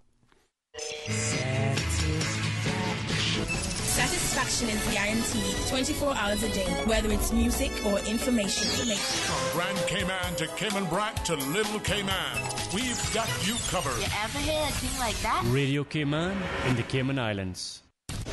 Radio Cayman. Radio Cayman's newsroom. These are the biggest stories right now. A 21-year-old Jamaican man who used another man's bank card to pay for more than $700 worth of clothes and other items is sentenced to 6 months in prison. All the counts against Stephen Lamont are set to run concurrent, and the time spent in custody is to be deducted from his sentence. Australia has just sweltered through at least 5 of its 10 warmest days on record. An extreme heat wave has afflicted the nation since Saturday, causing wildfire deaths, bushfires, and an increase in hospital admissions. Australia's Bureau of Meteorology says preliminary readings show daily national temperatures of about 40 degrees Celsius. U.S. Democratic politicians say they will investigate allegations that President Trump directed his longtime personal lawyer to lie to Congress. A BuzzFeed News report alleges Mr. Trump directed Michael Cohen to lie about plans to build a Trump Tower in Moscow. Cohen has already admitted to lying about the business project when it ended. Trump has not responded directly to the report's allegations. Those are your headlines. I'm Carsley Fuller. Radio Cayman, the voice of the Cayman Islands. What's happening in your community? News and information, music and more. You can find us. www.radiocayman.gov.ky. Like us on Facebook and follow us on Twitter. Radio Cayman is your choice, your voice for today's biggest news. Radio Cayman.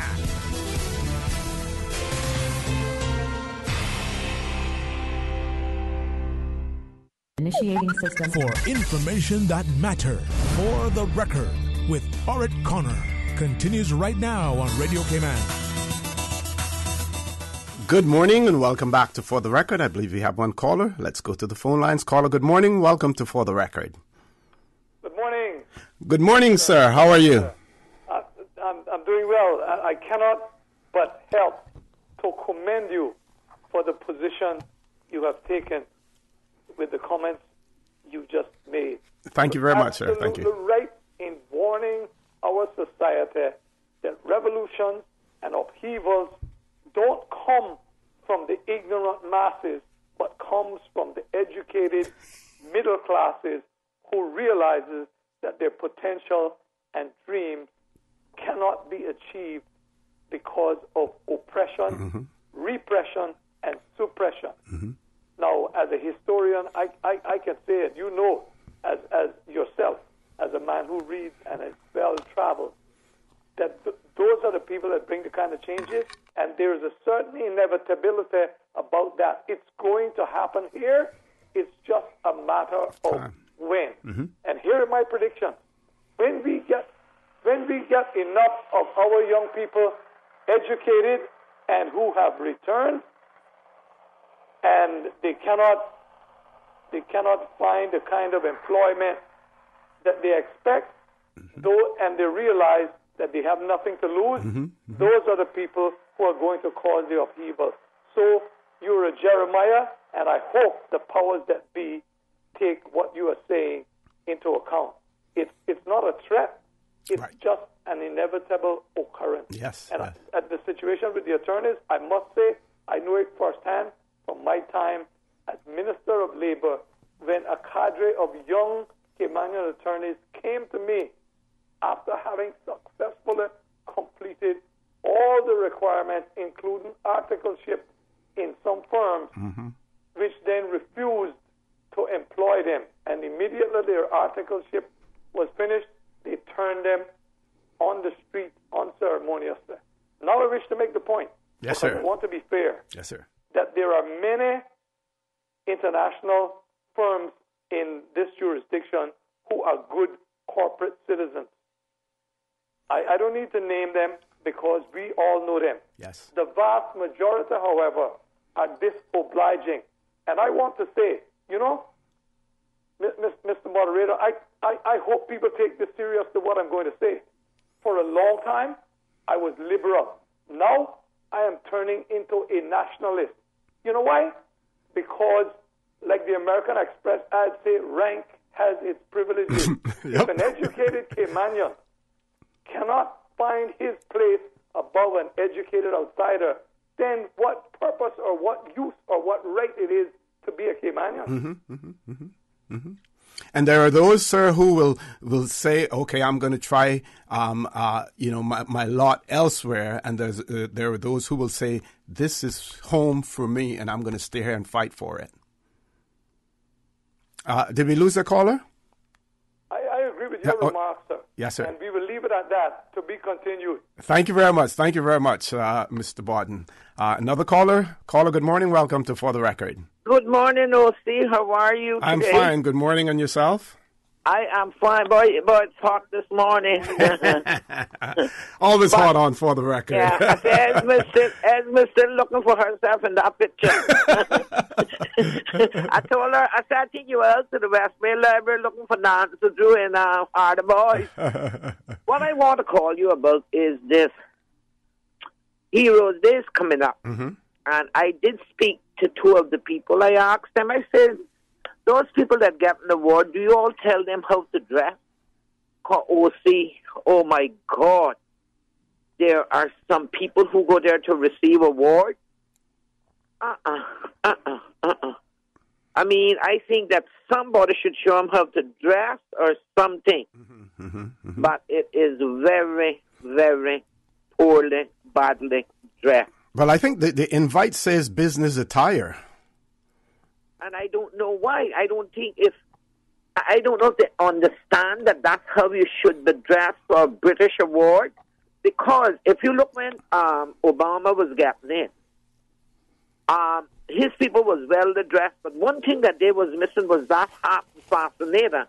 The British do their from top to bottom shoes, handbag, and everything. I mean, we don't have to really do that, but we can wear some little thing on our head. We shouldn't wear halter back, slippers, and all like that. Come on now. I think that is one thing that whoever it is, well, I would put on that test. If you come here and you are not properly dressed, then you ain't going to get that award.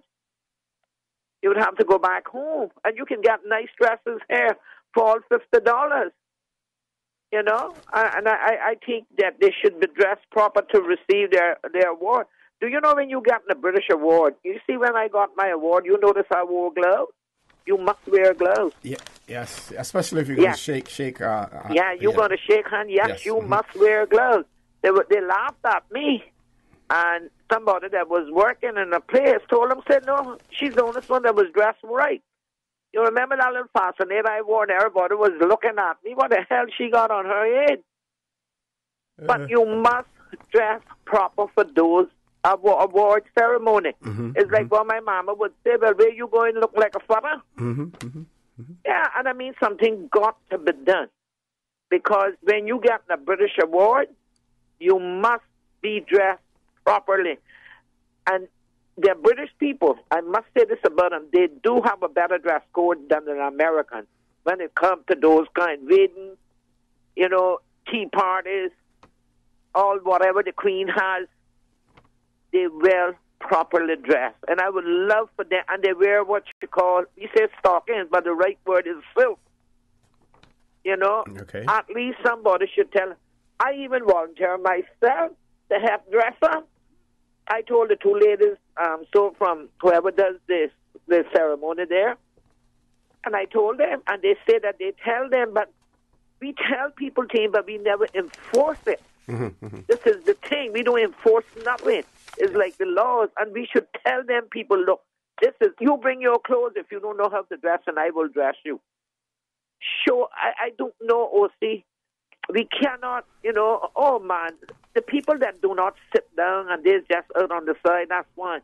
But the people that actually come and sit, and the people that receiving the award, they should have on proper attire. Well, anyway, I go in and I want to know, I don't know what kind of hat I can wear, but I am going properly dressed. Okay, thank you very much for that, caller, and you'll be there. So in all fairness to the committee, and there's a full-page ad in today's Cayman Compass, and it says National Heroes Day. You're invited Monday the 28th of January 2019, 9 a.m.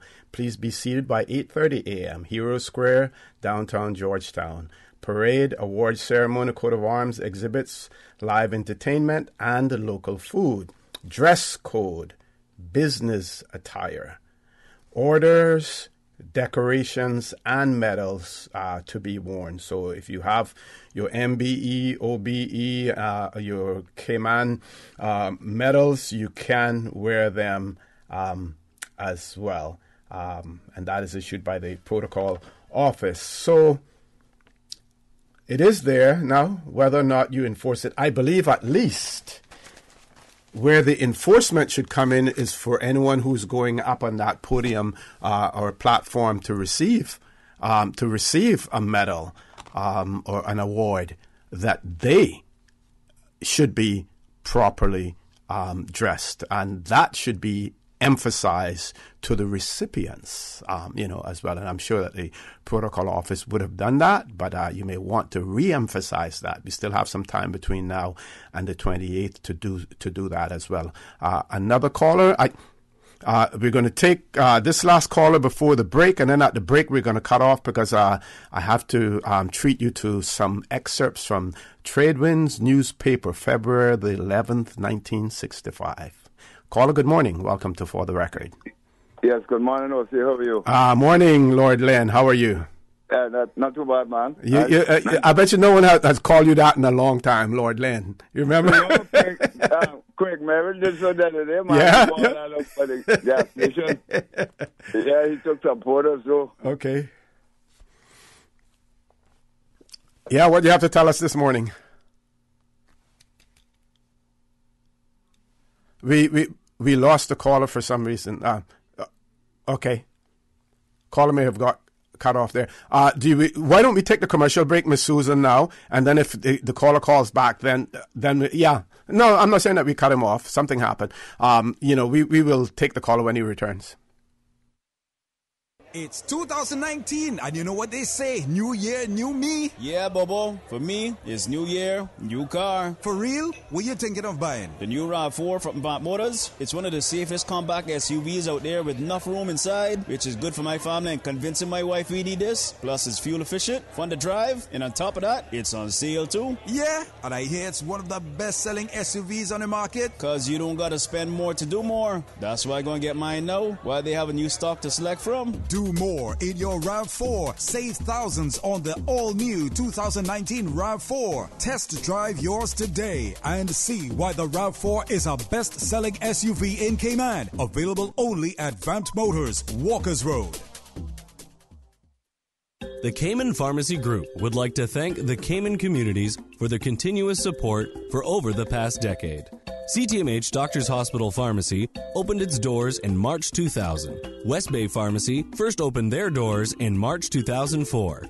the Cayman Pharmacy Group was established in July 2007. Throughout the years, our CPG family has provided more than just pharmaceuticals to our loyal friends and customers. The Cayman Pharmacy Group has protected the lives of our medical community by securing the best healthcare advice and pharmaceutical services. To us at CPG, you are more than just a number. So, we are taking the time to say thank you for choosing CPG. The Cayman Pharmacy Group, taking care of your health. Tune in Monday through Friday from 3 to 6 p.m. Radio Cayman's Super Jam Show, the #1 drive time entertainment show on your radio, featuring Will Sinatra. Enjoy a mix of pop, hip-hop, dancehall, and soca. The Super Jam Show is fueled by the proud sponsorship of Fitness Plus and Train with Dre. Get top-rated personal training or build your very own home or office gym today. Initiating system. For information that matter, For the Record with Orrett Connor continues right now on Radio Cayman. Good morning and welcome back to For the Record. Ms. Susan, has a caller rejoined us? Okay, caller has rejoined us. Caller, good morning. Welcome to For the Record. Not sure what happened there. Hope your credit didn't expire. No. Yeah, OC. Mm-hmm. Yes, I wanted to mention about with these young people that coming out of law school and stuff like that. You mentioned about Judge Ramsey's comment that you know. Yes. But I didn't like the comment. You didn't like which comment? The one that I made or the one that she made? The one that she made. Okay. Yeah. My 2 cents of whatever advice I could give them. I mean, it seems like it's quite a few of them in Cayman, and probably, well, seems as if it's a lot in the Turks and Caicos. But my advice to them, they should start their own young law firm. If you understand what I mean. Yes. And combine all of their knowledge together, and I'm pretty sure that some young people, probably in their age group, will also bring some business to them, because they will have a better understanding on how young people are sort of. They have different views from older attorneys, I would imagine. The law still applies, but they could do a lot with the combining this stuff together and start something new, so that young people have a place to go to show them, well, you know, really this is what we really want to do. Yeah, they may not be able. I'm not going to look at it in that sense. Yeah, they may not be able to do pro bono work, but at least maybe at a lower rate that's affordable to the rank and file of the public. You know. Yeah, and I mean, going back and having some sort of revolution again about it, that is going to cause more problems. But I believe... No, but nobody's saying that they should do that. What we're saying is that we're sowing the seeds for that to happen if we don't address some of these issues. Right. But they can address the problem within themselves, as far as I'm concerned. Because none of the older attorneys or law firms don't seem to like they want them. So I would combine all of my knowledge and energy together, and somebody definitely go hire 1 or 2 of them at a time, because it's none use of them going to school and having all of this education now to be attorneys, and they can't get no work. Well, they could create some work for themselves, I believe. Yeah. Okay. Caller, I want to thank you very much for that. We got another caller in there, even though we said we're going to close it off. We're going to take this other caller before we go to the Trade Winds newspaper. Caller, good morning. Welcome to For the Record. Good morning, Mr. O.C. Good morning, sir. How are you? Just fine, thank you. I understand you don't have much time on what you said. I didn't hear that. That's okay. Go ahead. We're accommodating you. No, I just want to say something as regards the gentleman who said, you know, that we're going to vote them out and all that, or was it some paper? Letter you had gotten or something? Yes. One of our WhatsApp messages. They were complaining about the garbage situation and everything else. Yes. We can't really hope to run governments and succeed by just saying, oh, we voted again, let's vote everybody out. You understand what I'm saying? That creates more or less a chaotic situation. There has to be merit in quite a few of them, their performance there. I think what has happened, and I know I say this all the while, so it sounds like that, like I was being a broken record or a long-playing record. I think most of our people don't understand that we are a crown colony. Even those running for election sometimes get lost in the euphoria and the excitement of campaigning.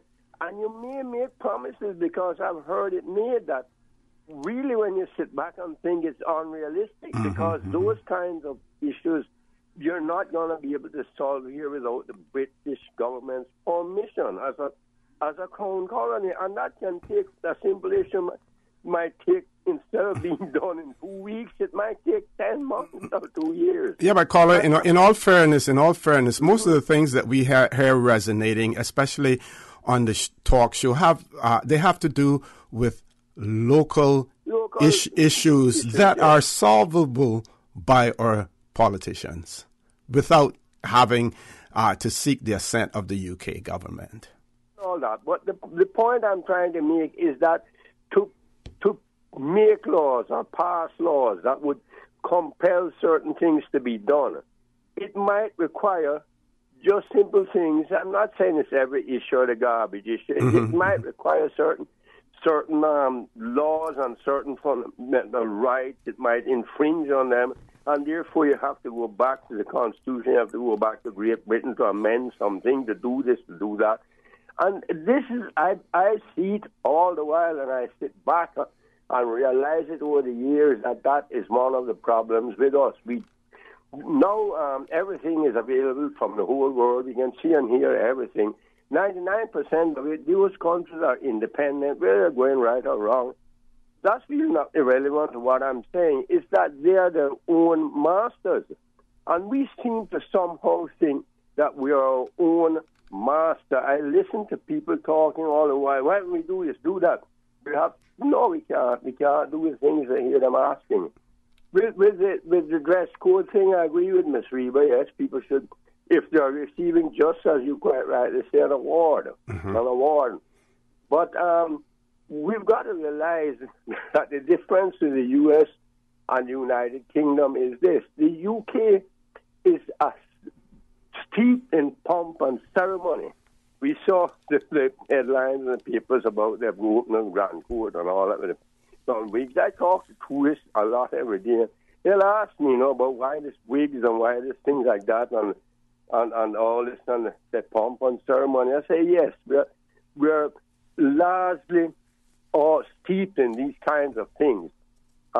Whether it makes you wiser to wear a wig when you're a judge or a lawyer or whatever, I don't know. It might give you more a sense of control. Well, I don't know. But anyhow, it's a tradition, it's steeped in that. Whereas America, you don't find that. They're more practical than the country. Yes. The country. You remember what Mrs. Reagan said when she was going to meet Her Majesty, for Queen Elizabeth, for the first time with her husband had just been elected president, maybe a year or 6 months, whatever it was. And she was told she'd have to courtesy to Her Majesty and all that. And she said, I'm the wife of the most powerful, the president of the most powerful and wealthiest nation in the world. I don't think I need to courtesy to anyone. I just leave you with that. This is the way the difference is.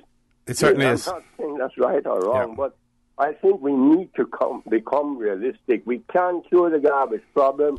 We can't do a lot of things. We could, as I've always believed, we should have a garbage system, garbage dump, whatever you want to call it, in each district. I don't mean the electoral district, not in each district. I will forever believe in that. Have a wonderful day, sir. Thank you very much, caller. Thank you very much for that. Tradewinds newspaper, the 11th of February, 1965. Some of the headlines there. You heard me talk about Carl Brandon, his situation, what the Gleaner had reported. And in the February 11th issue of the Tradewinds. It says Brandon denies Gleaner report. It says Mr. Carl Brandon, barrister at law, vehemently denies an article which appeared in the Jamaica Gleaner last week. This report stated that he, Mr. Brandon, told a Gleaner reporter who was in Cayman recently at the time of the Byron Lee tour that he had been doped at one of Cayman's prominent hotels. Mr. Brandon emphatically denied any such incident and wishes the people of Cayman to know that there is no truth to the report. I guess he had to make his peace with the people of the Cayman Islands, because in 1965, you know what would have happened to him? First flight out or the first boat out, if the people in the Cayman Islands weren't happy with him.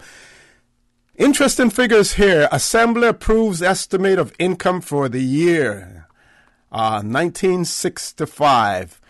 And you want to see some figures and see where we have come since then. The revenues for the coming year, 1965, expected to be £283,831. That's the expenditures. And on the revenue side, the amount expected to be collected was £278,091. And of that, a total sum of £47,553 was to be spent on education. I'm not a quick mathematician, so we can figure out at that time what's the percentage of £278,091 is 47,553. So we get an idea of the percentage spent on education in that year. And at some other opportunity, I will read about the estimates for that year. But of course, we heard about the secret meeting for the duties to be increased, taxes to be increased as well. You also would have heard me talk about the formation of the Tradewinds newspaper, the fact that Mr. Billy Borden came from the U.S. in Florida, where he worked for the Sun Sentinel, was it the Sun Herald, I think it was, newspaper there, and the support that he got from Mr.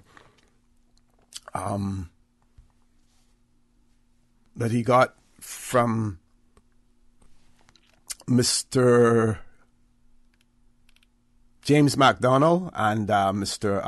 Borden. And also I pointed out that Mr. Stanley Patton was an associate editor. And unfortunately, they reported on the 11th of February, 1965, his sad passing. And I'll read from that. It says, "It is with deep regret that we announce the death of Mr. Stanley Reynolds Patton, who held the position of associate editor with this newspaper from its inception to the date of his death." Mr. Stanley was born on the 29th of March, 1905. The print is a little bit faint here, so I'm making sure I get these numbers correct. And passed away suddenly at his home at 9:30 a.m. on Tuesday, the 9th of February, 1965, at almost 60 years old.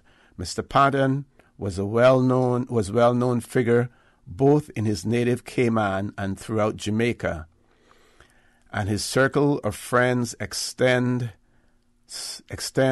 far and wide. He was educated in Jamaica and later served for many years as a minister of the Presbyterian Church in many districts, including Rose Hall, Savlamar, and Medina. In 1952, he returned home and entered the public service in the Cayman Islands government as clerk in the Public Works Department and public recorder until he resigned due to ill health in January 1964. And it goes on to say, point out, his family that were left to mourn his passing, his wife Ivy, sons Ian and Lowell, his daughter Effie, Janet, and his daughter-in-law Norma. It says the funeral service is to be conducted in the Georgetown Presbyterian Church, and interment will take place at Northside, where his daughter Myrtle Ann is buried. Tradewinds goes on to say Tradewinds has lost a true friend and supporter. Many years ago, when the idea of a newspaper was first mooted, he gave much encouragement to the suggestion for such a publication. So the passing of Mr. Stanley Panton in 1965 as well. Anything noteworthy that I can quickly cover in 2 minutes on here? We had many letters to the editor. One thing I'd like to point out, and I'm not sure whether or not the people celebrate the persons who are in charge of celebrating a coat of arms.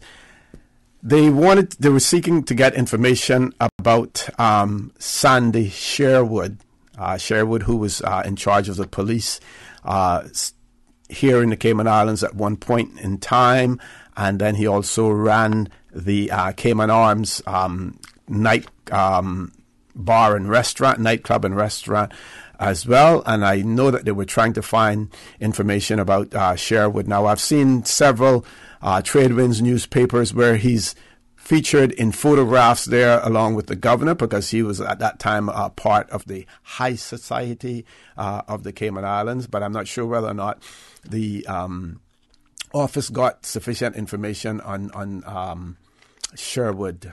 If any of you know anything about the man himself, details, you may want to pass that on to the Mr. Alfonso Wright and his team, or pass it on to us here at For the Record, and we will pass it on to them as well. Folks, I want to thank you for allowing Radio Cayman, and by extension For the Record, into your homes, into your vehicles, as you traverse the busy roads of the Cayman Islands, into your places of work, whether it be an office cubicle or if you're working in the outdoors. I also want to remind you that we are our brothers and our sisters' keepers. There is always someone out there who's less fortunate than we are, and I ask you to extend a helping hand to them. If you can't do that, then I suggest you donate to a worthy charity, because we always want to consider those who need, not necessarily those who want or even those who crave. I say to you, have a great day. Continue to support your radio station. Join Sterling Dwayne Ebanks at 12:15 for Talk today.